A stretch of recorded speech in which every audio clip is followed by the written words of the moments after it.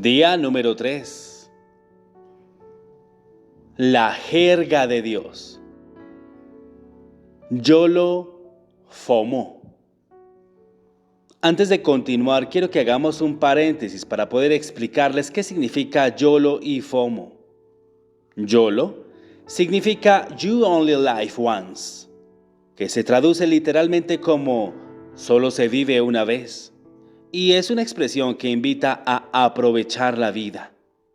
FOMO significa Fear of Missing Out, que se traduce como miedo de perderse algo, y describe la ansiedad de no participar en experiencias sociales o eventos interesantes. Bueno, sigamos. Eso está encendido. ¡Wow! Mi outfit está en su punto. Estoy impactado. Mantente despierto. ¡Wow! Eres increíble. ¡Yeah! Cada generación tiene su propia jerga. Mencionar algunas de estas palabras a una persona puede causar una mirada de total confusión o una comprensión inmediata que revela exactamente a qué generación pertenece. Ya sea la generación X, la millennial o la generación Z. Bueno, ¿y qué es jerga? Es una colección informal de palabras y frases, y es más común en el habla que en la escritura. Se utiliza entre personas de un grupo o contexto específico. La jerga es una forma de hablar que une a las personas. Crea un sentido compartido de identidad, sinergia y solidaridad. ¿Pero sabías que Dios también tiene su propia jerga? Él tiene una forma de hablar diseñada para que su pueblo se identifique con ella, permitiéndoles caminar en su identidad como hijos e hijas de Dios y experimentar el poder y los resultados que sus palabras producen. En Marcos, capítulo 11, del verso 12 al 14 y del 20 al 22, Jesús demostró el poder de este patrón divino de hablar, cuando maldijo una higuera por no dar fruto. Al día siguiente, mientras Jesús y sus discípulos pasaban por el mismo lugar, los discípulos quedaron atónitos al ver que la higuera se había secado y marchitado. Se reunieron entonces alrededor de su maestro, asombrados y ansiosos por aprender más sobre cómo algo así podía suceder. ¿Y la respuesta de Jesús? La respuesta de Jesús fue: tened fe en Dios. Ve a Marcos capítulo 11, verso 22. O tened la fe de Dios. Fíjate que Jesús no los reprendió por preguntar. En cambio, los invitó a participar de ese mismo poder y capacidad que Él y su Padre compartían, el poder de la jerga de Dios. Si creyere que será hecho lo que dice, lo que diga le será hecho. Marcos, capítulo 11, verso 23. Esta manera de hablar se llama fe. Y hoy Él te extiende esta misma invitación. Cuando aprendes el lenguaje de fe de Dios, comienzas a ver y a experimentar resultados del tipo que solo Dios puede dar. ¿Cuántos de nosotros estamos agradecidos de que Jesús no se detuvo ahí? El mismo autor de la fe continuó enseñándoles acerca de este maravilloso lenguaje de fe. Jesús agregó: porque de cierto os digo que cualquiera que diga a este monte, quítate y échate en el mar, y no dudare en su corazón, sino creyere que será hecho lo que dice, lo que diga le será hecho. Marcos capítulo 11, verso 23. Este es el poder transformador de hablar en el idioma de Dios, la fe. Porque de cierto os digo, que cualquiera que dijere a este monte, quítate y échate en el mar, y no dudare en su corazón, sino creyere que será hecho lo que dice, lo que diga le será hecho. Marcos capítulo 11 del verso 23 al 24. ¿Lo captaste? Mira cuántas veces Jesús menciona la palabra. Amigo, lo que Dios quiere que entiendas sobre cómo funciona el lenguaje de la fe es que la fe habla. La manera en que ejercitas tu autoridad adquirida por la sangre como creyente frente a cada montaña en tu vida, el desafío que enfrentas, el obstáculo en tu camino, es simplemente creer y luego hablar. En Romanos capítulo 10, verso 10, está la voz de Cristo resucitado. El apóstol Pablo ratifica aún más esto al decirnos: porque con el corazón se cree para justicia, pero con la boca se confiesa para salvación. La palabra salvación aquí proviene del griego sozo, que en realidad se refiere a ser salvado de todo tipo de peligro en la vida. Ser liberado, ser restaurado, ser hecho completo, ser sanado. Vaya, eso es bastante. Pero lo que este versículo significa simplemente es que de la misma manera en que recibimos el regalo más grande, la salvación a través de Jesucristo, también recibimos cada regalo y bendición acompañante en nuestras vidas. Al hablar en fe, podemos mover montañas. Luego, Jesús profundizó aún más en su explicación sobre el lenguaje de la fe. Les dijo a sus discípulos que cualquier cosa que hablaran o pidieran en oración, debían creer que ya la habían recibido antes de tenerla realmente. Ve a Marcos capítulo 11, verso 24. Esto es exactamente lo que él demostró con la higuera. No dijo las palabras: nunca más coma nadie fruto de ti. Y luego agarró una silla y se sentó junto al árbol y se quedó preguntándose a sí mismo si realmente sucedería. Me pregunto por qué estará tomando tanto tiempo. No. En el momento en que Jesús habló, él creyó que lo que había dicho al árbol ya había ocurrido en sus raíces. No necesitaba verlo suceder para creer que el milagro ya se había producido. Para el Señor era como si ya hubiera sucedido. Lo que Él les estaba pidiendo a sus discípulos era que creyeran sin ver y luego comenzaran a actuar como si lo que habían pedido ya hubiera sucedido. Esto probablemente les recordó algo más que Él les había dicho en un encuentro anterior, donde Él los había animado a responder a las promesas de la palabra de Dios, creyendo y hablando como si ya hubieran recibido lo que esas promesas decían que tenían.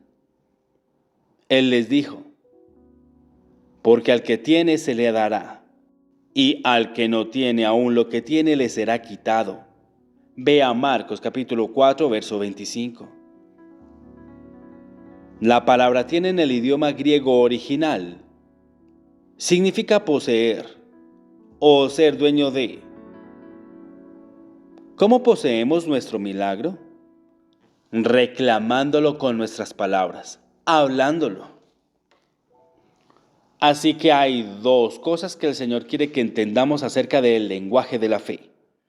Primero, la fe es una revelación profunda de que ya tenemos lo que pedimos en oración.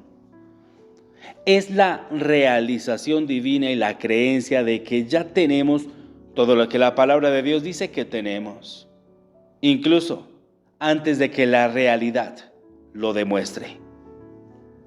Segundo, el Señor nos está animando a hablar y a actuar como si ya hubiera hecho, como si ya tuviéramos nuestro milagro. Cuando empieces a decir con fe: lo tengo, Dios dirá: sí, lo tienes y lo tendrás.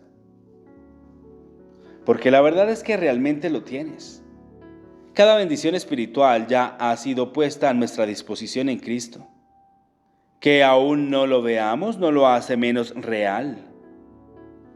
De hecho, en el hebreo bíblico no existe el tiempo futuro. Es casi como si Dios hubiera diseñado el lenguaje de su pueblo de tal manera que siempre hablaran como si ya poseyeran todas las cosas buenas de las que hablaban. Por ejemplo, cuando leemos las bendiciones en Deuteronomio 28 en nuestras Biblias en inglés, todas parecen comenzar con bendito serás, lo que implica que la bendición aún no se ha cumplido. Pero la palabra shall, es decir, serás, fue añadida por los traductores para facilitar la lectura, lo que significa que no está en el texto hebreo original. Sería más preciso leerlo entonces como bendito ya eres. Romanos capítulo 4, verso 17. Resume la verdadera naturaleza de la jerga de Dios de la siguiente manera. Él llama a las cosas que no son como si fueran. Mi querido amigo, así es como habla Dios. Él no habla lo que ve, siempre habla lo que quiere ver. Sé que esto va en contra de todo lo que estamos acostumbrados a hacer. Deberíamos realmente mirar la montaña muy real y visible que tenemos enfrente de nosotros y ofrecer confesiones y palabras invisibles. Podemos estar seguros de que el discurso realmente puede cambiar la situación desesperada frente a nosotros, cuando ni siquiera nuestros mejores esfuerzos lo logran. Los discípulos, evidentemente sintiendo lo mismo acerca de la insuficiencia de su fe y sus palabras, le dijeron a Jesús: Señor, aumenta nuestra fe. A lo que Jesús respondió: si tuvierais fe como un grano de mostaza, podrías decir a este sicomoro: desarráigate y plántate en el mar, y os obedecería.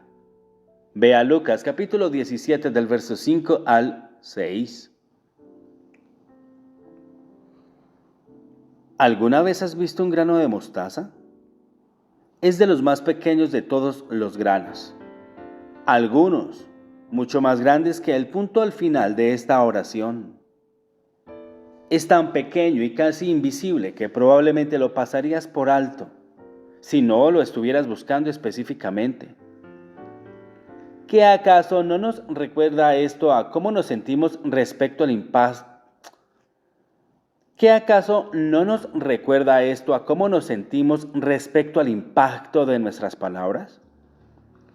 Lo que Jesús les estaba diciendo es que, aunque nuestras palabras de fe puedan parecer tan pequeñas, invisibles e insignificantes como un grano de mostaza, tienen el poder de arrancar de raíz algo tan masivo como un árbol.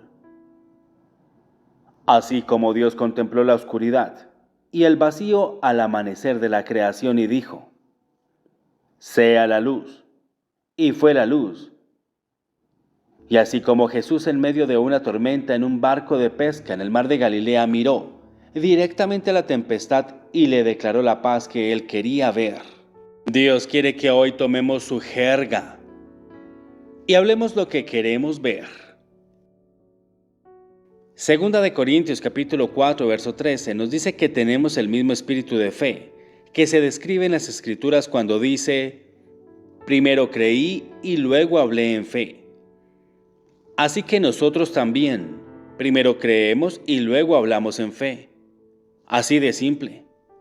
Creemos, hablamos. Y se libera poder para cambiar lo que estamos viendo por lo que queremos ver.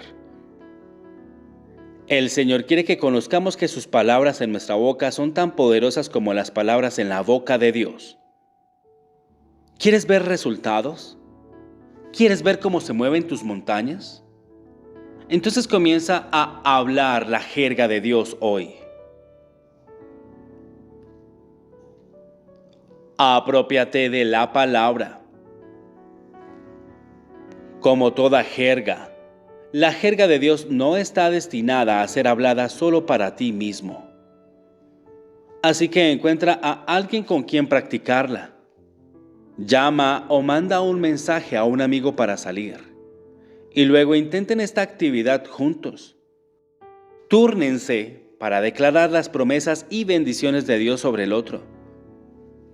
Recuerda que cuando se trata de la jerga de Dios, todo se trata de hablar de lo que Dios ve, no de lo que tú ves en lo natural.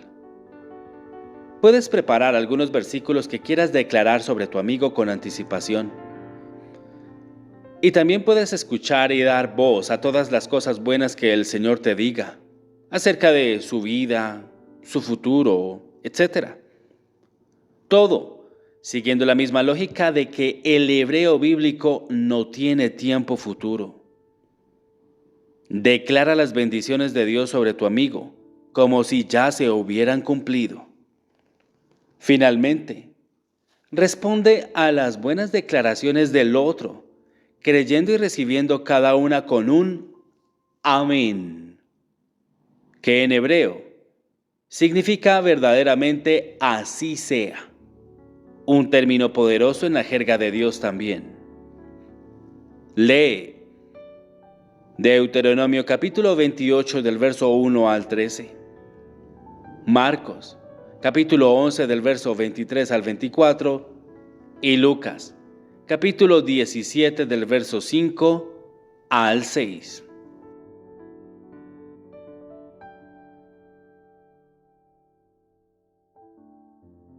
Día número 4. La fe para todo. ¿Alguna vez has sentido que tuviste que crecer mucho más rápido de lo que pensabas?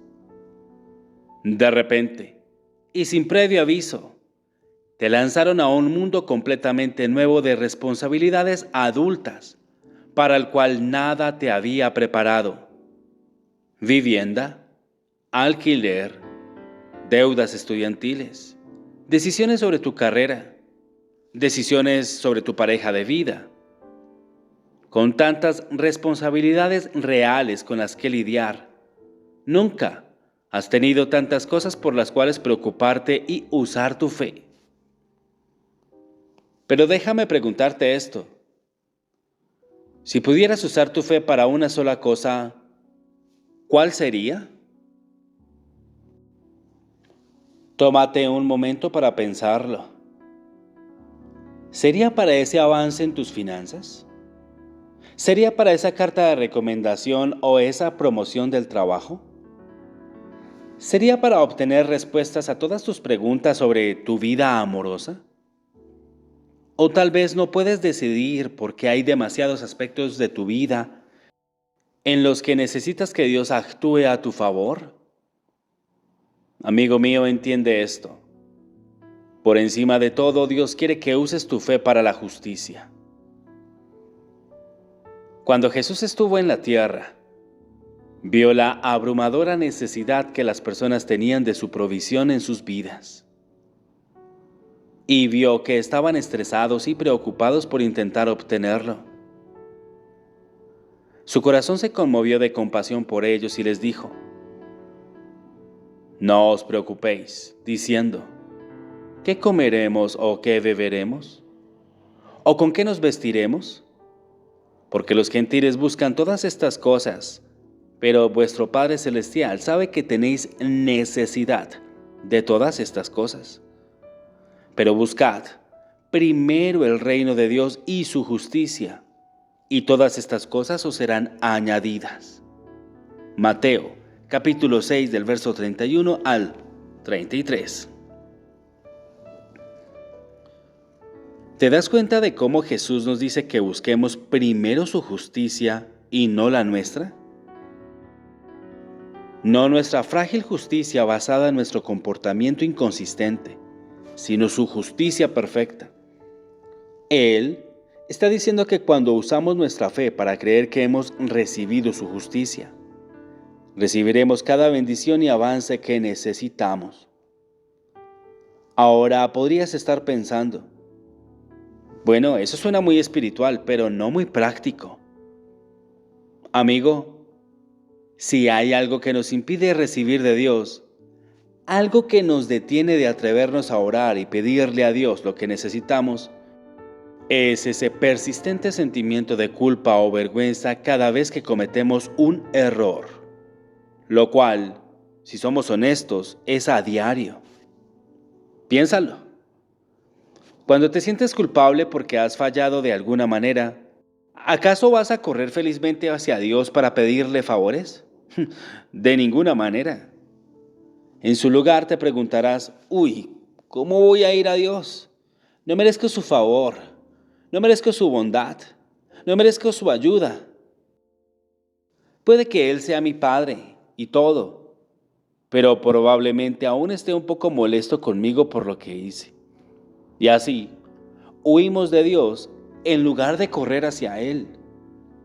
Aún podríamos ir a la iglesia los domingos y hacer todas las cosas cristianas, por decirlo así.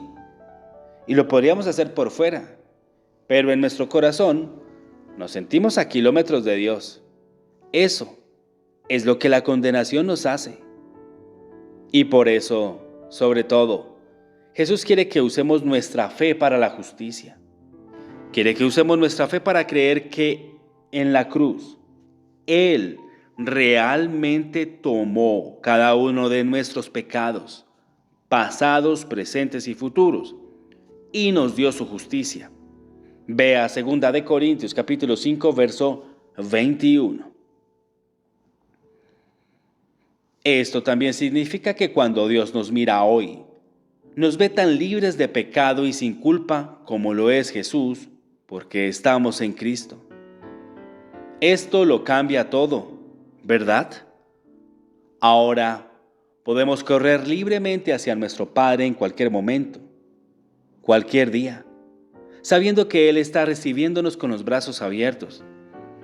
Nos da la seguridad de que nunca tenemos que ganar sus bendiciones, porque las bendiciones están sobre la cabeza del justo. Ve a Proverbios capítulo 10, verso 6. Nos da la confianza para pedirle cosas grandes, sabiendo que no hay nada que lo detenga para dar, ni nada que nos detenga a nosotros para recibir. Así que cuando se trate de 1. Tu vida de pensamientos, los pensamientos negativos de autocondena y autodesprecio no tienen cabida en tu vida cuando crees que estás vestido con la justicia de Jesús. 2. Tu justicia. Dios te ha traído a su propia presencia y eres santo e irreprochable mientras te presentas delante de Él, sin un solo defecto. Ve a Colosenses capítulo 1, verso 22. 3. Tu salud. Puedes estar seguro de que Dios no te está castigando con ninguna enfermedad, ni te está reteniendo la sanidad por ti, por algo malo que hiciste en el pasado. El Salmo capítulo 103, verso 3 dice: Él perdona todos mis pecados y sana todas mis enfermedades. Porque tienes la justicia de Jesús, puedes recibir tu sanidad y restauración para cualquier área que necesites, ya sea en el cuerpo o sea en la mente. 4. Tus finanzas. ¿Estás lidiando con deudas, pagando el alquiler, planificando para el futuro y no tienes idea de dónde va a venir el dinero que necesitas? Amigo, incluso si cometiste errores o tomaste decisiones imprudentes que te llevaron a donde estás en este momento, sabes que Dios ya puso esos pecados sobre Jesús y te dio la justicia de Jesús. Hoy puedes creer por provisión, cancelación sobrenatural de deudas y sabiduría para manejar y multiplicar tu dinero. Ve a Deuteronomio capítulo 8, verso 18. 5. Tu vida amorosa. Si has fracasado en relaciones una y otra vez y sientes que hay algo mal en ti, El Señor quiere que sepas que debido a que tienes su justicia, hoy es un nuevo día. Puedes pedirle que rompa cualquier ciclo tóxico en el que hayas estado atrapado y que haga algo nuevo en tu vida.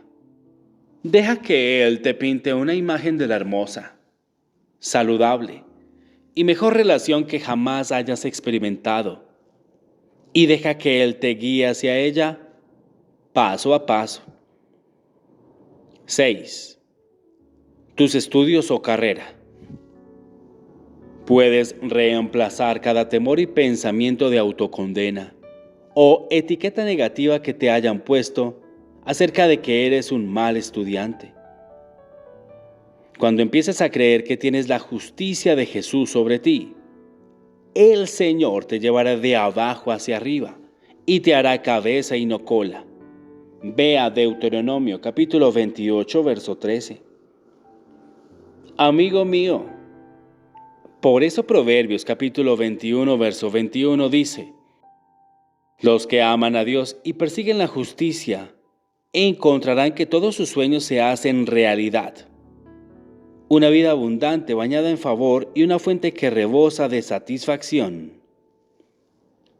Usa tu fe para la justicia y todas estas cosas se te añadirán. Aprópiate de la palabra. Tómate un tiempo para revisar nuevamente las diferentes áreas de tu vida. Y mira el proceso de la edad adulta que se mencionaron al final de la enseñanza de hoy. Luego, escribe cualquier preocupación o miedo que puedas tener en esas áreas. Después lee Mateo capítulo 6 del verso 31 al 33 y escucha lo que el Señor tiene que decirte y cómo te anima.